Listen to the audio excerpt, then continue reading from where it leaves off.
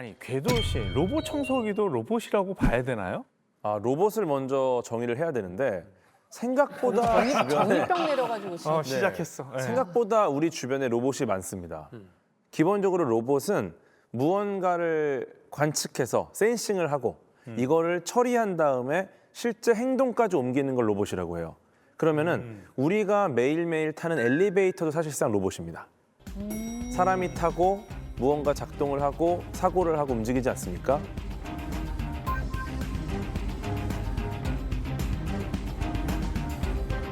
움직여야 로봇이에요. 기본적으로 얘가 어떤 액션이 있어야 돼요. 자율주행 자동차는 로봇이라 볼 수 있죠. 네, 네. 이런 거 보면 궤도 씨도 로봇 같아요. 저는 사실은 바이오 로봇이죠. 생체 전기로 움직이고 있습니다. 아마 많은 분들이 아마 어린 시절 로봇을 들었을 때 뭔가 그 영화나 무슨 만화 속에서 그 히어로라 그럴까? 위험에 처하면은 주인공 위험에 처하면 나타나서 대신 싸우고 막 악당을 처치해주고 뭐 이런 친구로 기억하실 것 같아요. 네 맞아요. 네. 근데 하지만 이제 현실 속의 로봇은 이제 그런 거랑은 좀 다르다고 할 수 있는데 원래 로봇은 아까 그 기도 씨 말씀대로 그 움직이는 그러니까 일을 하기 위해서 만들어진 거라고 봐야 돼요. 그래서 이 역사를 살펴보면 사실 우리 인간이 자기가 일을 안 하기 위해서 다른 수많은 것들에게 일을 시키거나 아니면 도구를 사용해서 일을 돕게 하는 많은 일을 했었어요. 그러니까 어떻게 보면 이 일을 하는 도구로서의 정점이 로봇이 아닐까. 그런데 이 로봇은 더 나아가서 그러니까 일만 하는 것이 아니라 우리의 친구가 될 수도 있고 또 나아가서는 이제 적이 될 수도 있고 그러니까 히어로가 될 수도 있지만 빌런이 될 수도 있고 이제 그런 여러 가지 측면이 있다는 거예요. 그래서 오늘 저희가 이제 이 로봇에 대해서 이야기를 해보고 당연히 로봇은 인간의 일을 해주는 존재이기 때문에 로봇이 인간의 일을 다 해버리면 우리는 이제 무엇을 해야 하는가? 그러니까. 인간의 일은 도대체 무엇이고 이런 철학적인 주제가 나올 거라고 생각해요. 놀라운 증명의 시그니처 코너입니다. 주제와 관련된 5분 남짓의 짧고 굵은 강연을 들어보는 놀라운 5분. 자, 오늘의 강연자 모셔보겠습니다. 어서 오세요.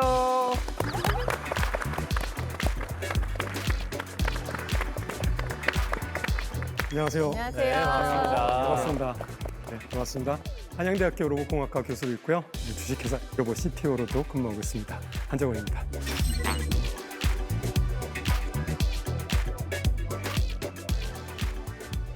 로봇을 만드세요, 직접? 네네, 휴머노이드 로봇 한 키 160에 45kg 되는 로봇 만들고 있습니다.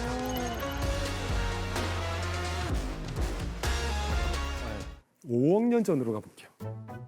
5억 년이요? 빌드업을 5억 년 전부터 하시면은 또 시간만 좀 주십시오. 예, 알겠습니다. 캄브리아기예요. 기억나요. 예, 그 고생대. 네. 중생대 말고 고생대.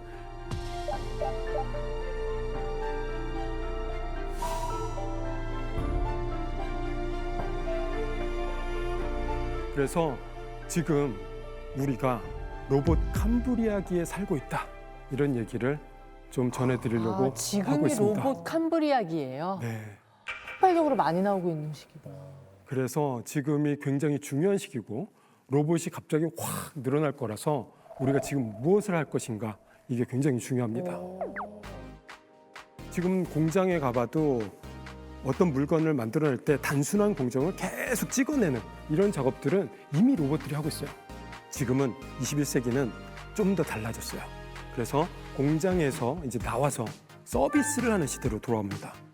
로봇이 그냥 반복 작업을 하는 게 아니라 자기가 스스로 판단을 해서 인간에게 적합한 서비스를 더 많이 잘 해주는 세상. 그게 이제 MZ 로봇이죠.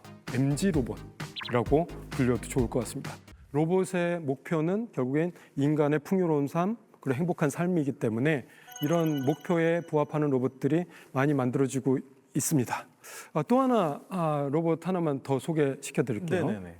이 로봇은 일상생활에서 쓰는 것을 목표로 하고 있습니다.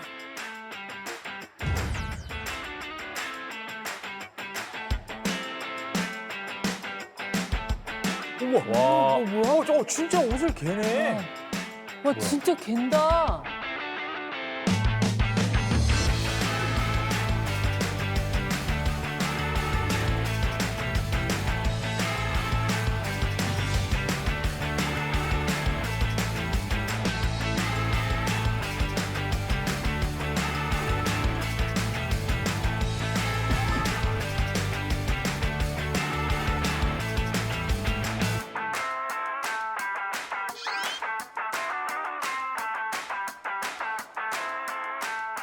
두 팔과 두 손으로 일을 하면서 두 다리로 이동을 하고 그리고 얼굴에 각종 센서를 달아서 상호 소통을 하는 이런 로봇, 이것을 인간형 로봇, 휴머노이드 로봇이라고 하고요.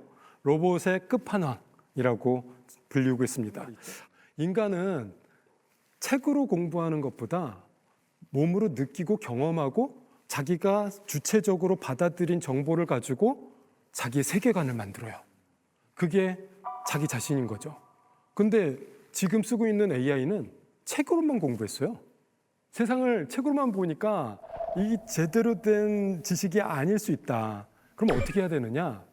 얘도 세상에 가서 경험을 해야 된다. 로봇에 각종 센서를 장착해서 컵도 잡아보고 사과도 잡아보고 이렇게 해서 시각과 느낌의 정보를 다 같이 갖고 있는 그런 데이터. 이게 피지컬 인텔리전스, 즉 체득을 하는 기계로서 체득을 위한 AI로서 더 우리에게 쓸모 있는 AI가 되기 위한 존재로서 필요하다. 5억 년 전 캄브리아기 시대 동물들이 폭발적으로 증가하면서 생물학의 기초가 마련된 것처럼 지금 로봇이 종류가 어마어마하게 많이 나타날 때 이때 우리는 어떻게 해야 될까? 이런 얘기까지 가봤으면 좋겠습니다. 아유, 여기까지 하겠습니다. 감사합니다.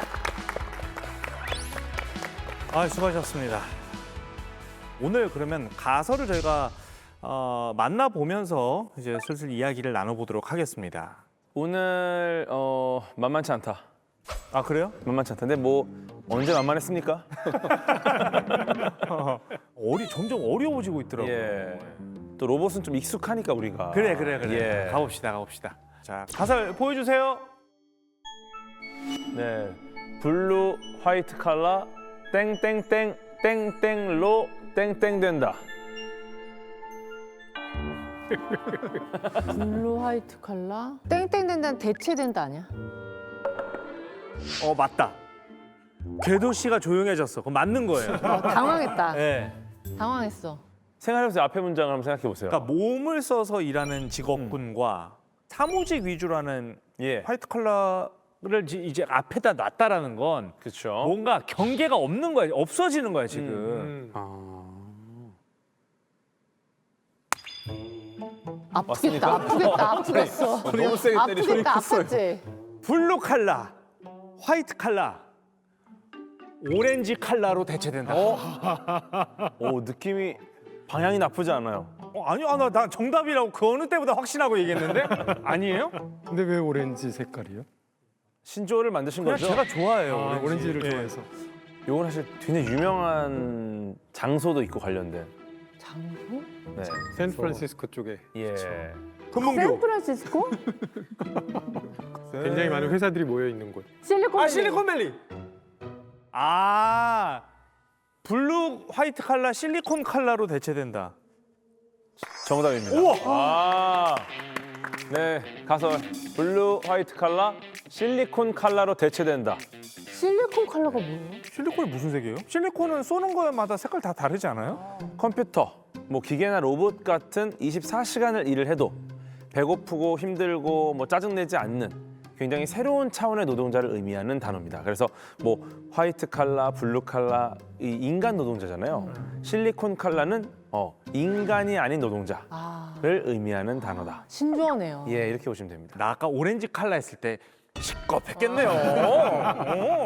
깜짝 놀랐습니다. 시겁했겠네. 와. 그러니까 왜 실리콘이에요? 뭐 실리콘이 다양한 곳에 쓰이지 않습니까? 예, 하지만 여기서는 뭐 보형물에 들어간 실리콘 이런 건 아니고 그 반도체의 주 재료가 실리콘입니다. 네, 그래서 컴퓨터나 뭐 로봇이나 이런 하드웨어에 반도체가 주로 들어가다 보니까 이 반도체의 주 원료인 실리콘을 거기 넣어서 실리콘 칼라라고 표현을 한 거죠.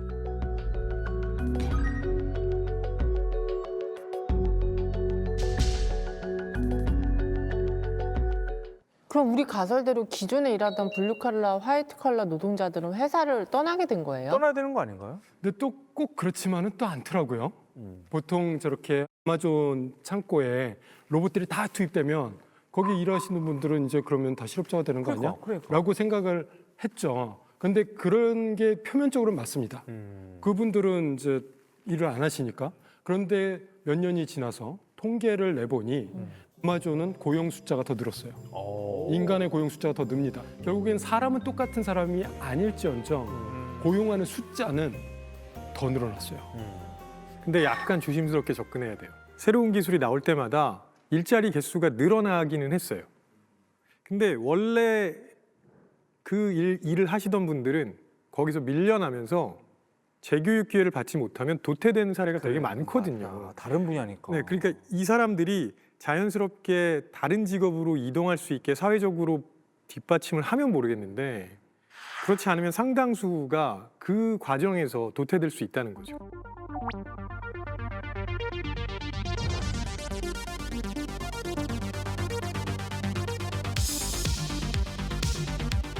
자, 이거 뭐 보니까 사람은 안 보여요, 일단.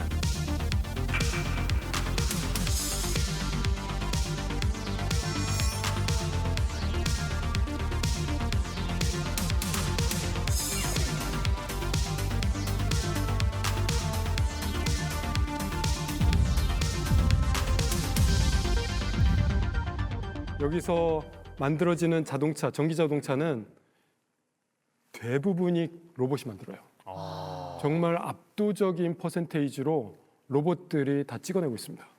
로봇들이 조립하기에 좀 어려운 부품이나 구조를 아예 처음부터 가져가질 않습니다. 그래서 로봇이 자동차 만드는 그 퍼센테이지를 압도적으로 높인 땡슬라의 기가 팩토리. 근데 또 한편으로는 사실 전기차는 가전제품 이거잖아요. 그러니까 기존의 내연기관 자동차는 고도의 기계 장치인데 사실 전기차는 모터를 장착한 가전제품이기 때문에 구조적으로는 더 훨씬 단순하죠. 더 하기가 쉽죠. 이 땡슬라 공장에서 일하는 실리콘 칼라들이 AI랑 결합을 했기 때문에 작업 경로를 스스로 설정도 하고요. 충돌도 피하고 작업을 조율합니다. 보시면은 굉장히 복잡한 움직임을 다 같이 하잖아요. 사람은 이제 이 품질 관리나 예를 들어 이제 로봇들끼리 문제가 생겼는데 해결할 수 없는 것들, 그런 일종의 버그들을 이제 해결하는데 굉장히 총력을 기울이는 거죠.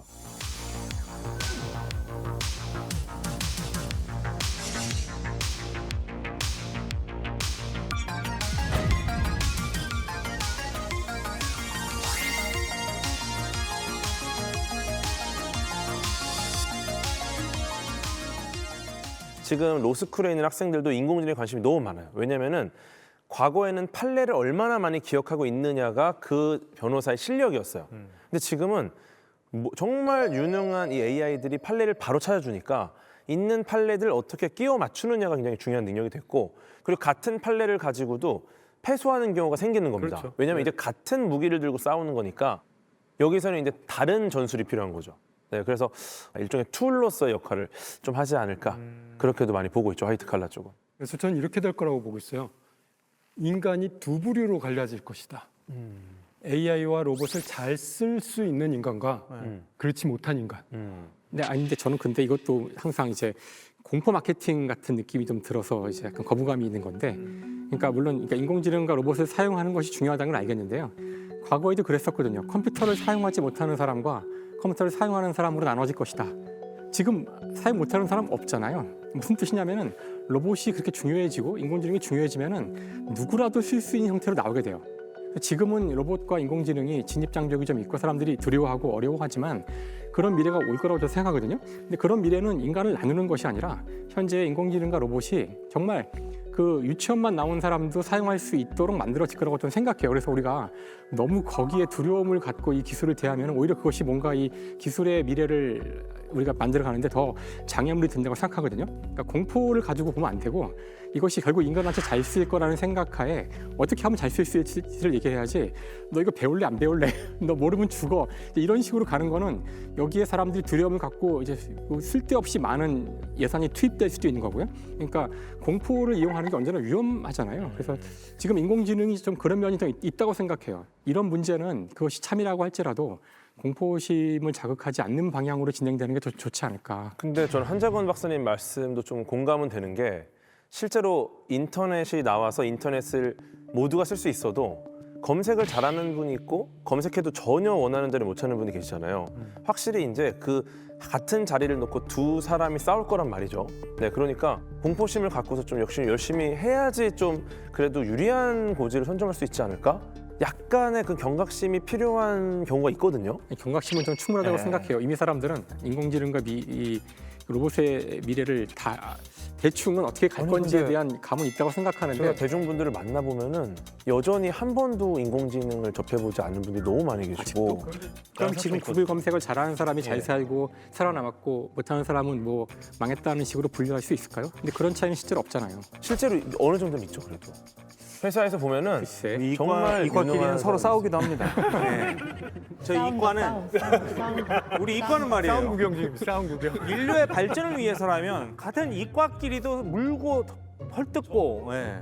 제가 요즘 과다하다고 느끼는 게 지금 모든 학교마다 지금 다 인공지능을 초등학교부터 다 교육시키기 시작하는데 제 생각에는 그런 거는 정말 그 현장에 가서 금방 익힐 수 있는 기술이라고 생각해요. 스마트폰이나 우리 어떤 간단한 장치들처럼 오히려 더 중요한 것은 기초에 대한 수학이나 물리나 이런 것들을 더 장기간 공부하는 것이 다른 많은 걸 하는데 중요한데 그건 진짜 마찬가지로 100% 지금 공감. 똑같이 근데 이거는 완전 공감하죠. 인공지능도 네. 마찬가지로 지금 이것이 마치 모두인 것처럼 떠들지만 이걸 알면은 뭐 이렇게 살아남고 생존과 뭐 생존 못하는 문제로까지 비하해서 얘기하지만 사실은 어떤 의미에서는 몇 시간 또는 며칠, 몇 주일이면 다 업무에 적용할 수 있는 간단한 것이 훨씬 많을 거거든요. 너무 이렇게 부풀려서 공포를 조장하는 느낌이 좀 있어요. 과도한 면도 분명히 있다. 맞아요. 네, 왜냐면 중요한 것들을 놓치는 경우가 많으니까 또 이것 때문에. 이렇게 기업들이 인간의 노동을 대체하는 실리콘밸리에 관심을 갖는 거는 아무래도 좀 가성비 때문이겠죠? 근데 가성비라는 그 용어는요, 사실은 그 굉장히 심리학적인 용어입니다. 저 가격이 나한테 얼마나 마음에 다가오느냐가 가성비예요. 그런 측면에서 본다면 우리가 좀 고민해야 될 지점들이 있거든요. 예를 들어서 비용 대비 효율은 안 나오지만 위험한 작업 환경에는 로봇을 넣어야죠. 그럼 가성비 안 나와요. 그렇지만 로봇을 넣는 게 훨씬 안전할 수 있다는 거죠. 그리고 또 한 가지 측면으로는 굉장히 그 단순한 노동인데 그런 시스템까지 개발하기에는 돈이 너무 많이 드니까 그건 아주 저임금 노동자한테 그냥 시킬 수도 있다는 거예요. 이 두 가지 측면을 같이 봐야 될 것 같아요. 근데 지금 가고 있는 초점은 뭐냐? 대규모로 아예 로봇만 들어가서 기가 팩토리처럼 그렇게 가고 있는 거는 생산성 때문인 건 분명해 보여요. 이렇게 막 기가 팩토리처럼 대량 생산을 하려면 로봇도 대량으로 찍어내야 되잖아요. 그만큼 이제 일을 해야 되니까 많이 생산이 되고 있어요 지금. 지금 폭발적으로 늘고 있습니다. 그래서 제작 대수도 예, 로봇의 가장 끝판왕이라고 하는 휴머노이드 로봇을 대량 생산하겠다라고 하는 업체들이 막 나오고 있는데 그만큼 다른 로봇들은 더 대량 생산이 되고 있다는 얘기죠. 그래서 가격이 떨어진다는 얘기입니다. 가격이 떨어진다는 얘기는 우리가 곧 사서 쓸 수 있는 그런 영역까지 들어온다는 얘기입니다. 그래서 폭발적으로 늘어날 것이다. 사람들은 출생이 줄어서 문제인데 로봇은 거의 베이비 부머네요. 뭐 거의 그렇다고 어. 그렇다고 할 수 있죠. 사실